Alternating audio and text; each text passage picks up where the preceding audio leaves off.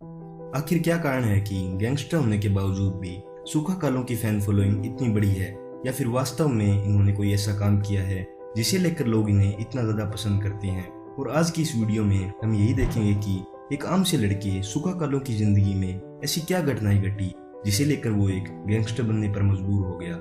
सूखा कालों की कहानी की शुरुआत होती है 21 जून 1990 से, जब जालंधर जिले के एक छोटे से गांव कालों में दर्शन सिंह के घर उनका जन्म हुआ। परिवार ने उनका नाम सुखवीर सिंह रखा और इससे पहले सोनू कालो नाम से उनका एक बड़ा भाई भी था। हर एक पंजाबी की तरह सुखवीर का भी सपना था कि वो एक दिन विदेश जाए, और उनके पिता की भी यही कोशिश थी कि वो अपने सगे भाई जसवंत सिंह के पास अमेरिका चले जाएं। और आखिरकार साल 2004 में उनके माता पिता को अमेरिका जाने का वीजा मिला। इसी वक्त पर गांव में हुई एक लड़ाई में सुखवीर का नाम दर्ज हुआ। हालांकि वो जमानत पर बाहर तो आ गया, पर पुलिस केस को लेकर उसके पासपोर्ट में रुकावट आ गई। इस बात से सुखवीर को काफी बड़ा सदमा पहुंचा।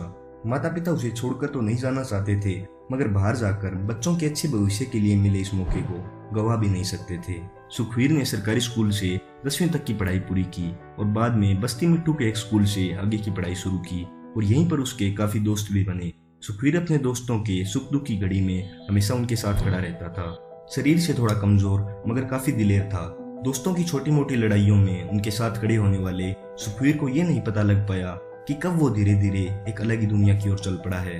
अब चाहे लड़ाई किसी और की भी हो तो भी सुखवीर का नाम आ ही जाता था। और फिर इसी तरह एक अटेम्प्ट टू मर्डर केस में सुखवीर का नाम दर्ज हुआ। जुर्म की दुनिया की तरफ चल रहे सुखी को संभलने का एक मौका मिला। उसे एक लड़की से प्यार हुआ जो कि मकसूद जिले के एक रिजॉर्ट मालिक की बेटी थी। सुखवीर उस लड़की से शादी करना चाहता था, पर लड़की के घर वाले इस रिश्ते को लेकर राजी नहीं हुए। हालांकि लड़की ने अपने घर वालों को साफ साफ कह दिया था कि अगर वो शादी करेगी तो सिर्फ सुखवीर से। आखिरकार लड़की के परिवार को झुकना पड़ा और 11 अक्टूबर 2008 को दोनों की शादी हुई। लड़की पहले से ही आईलेट्स कर रही थी और स्टडी वीजा पर ऑस्ट्रेलिया जाने वाली थी। सुखवीर के माता पिता को लगा कि वो सुखवीर को अमेरिका तो नहीं ले जा सके, तो चलो कम से कम वो शादी के बाद ऑस्ट्रेलिया में ही सेट हो जाएगा। सुखवीर के ऊपर चल रहे केस में उसके खिलाफ कोई ठोस सबूत न होने के कारण उसे बेनिफिट ऑफ डाउट मिला और वो ऑस्ट्रेलिया चला गया। माता पिता को लगा कि उनका एक लड़का तो सेटल हो गया। सुखवीर की पत्नी अपनी पढ़ाई के साथ साथ पार्ट टाइम जॉब भी करने लगी और वो भी अब वहां पर कैब चलाने लगा। इसके कुछ ही महीने बाद सुखवीर का अपनी पत्नी के साथ झगड़ा होने लगा। कभी कारण लेट आने का होता तो कभी उसे लगता कि उसकी पत्नी उसकी इज्जत नहीं करती, और इसी को लेकर वो लड़ाई करके 9 महीने बाद इंडिया वापस आ गया। अक्सर अपनी पत्नी को छोड़ने की बात पर सुखवीर कहता है कि लड़की ऑस्ट्रेलिया जाकर बदल गई। उसने एक बार फिर से उसी पुरानी दुनिया में कदम रखा। सुखवीर का खास दोस्त लवली बाबा उस समय एक कत्ल के केस में फंसा। सुखवीर ने लवली को सुलह करने की सलाह दी, पर लवली नहीं माना।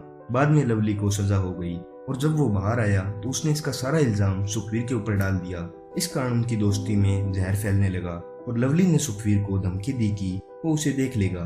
कुछ समय बाद दोनों की एक झड़प भी हुई। लवली अपने कुछ साथियों को लेकर सुखवीर को मारने पहुंचा। सुखवीर अपने एक दोस्त के साथ था और लवली के साथ कई आदमी थे। उन्हें देखकर सुखवीर ने अपनी पिस्टल निकाल ली और ये देखकर लवली के आदमी भाग खड़े हुए। हर तरफ सुखवीर की बहादुरी के चर्चे होने लगे। फिर एक दिन गांव के एक सरकारी स्कूल में जिम करते वक्त लवली के ऊपर सुखवीर के साथियों ने हमला किया। लवली को अस्पताल में भर्ती करवाया गया, जहां पर उसकी मौत हो गई। इसके बाद सुखवीर फरार हो गया। अब उसके दोस्त उससे दूरी बनाने लगे और विक्की गोंडर, सुखवीर का खास दोस्त, उसका दुश्मन बन गया। यहीं पर सुखवीर का सर्कल बढ़ने लगा और साथ ही उसके ऊपर पुलिस चार्जेस भी। एक बीजेपी लीडर के कत्ल केस में उसका नाम आया। उसे गिरफ्तार भी कर लिया गया और सजा के बाद लुधियाना जेल में भेज दिया गया। हालांकि थोड़े ही समय बाद वो वहां से भाग निकला। इसके बाद वो पंजाब, हरियाणा, राजस्थान जहां पर भी गया लूट की वारदातों को अंजाम देता हुआ ही गया।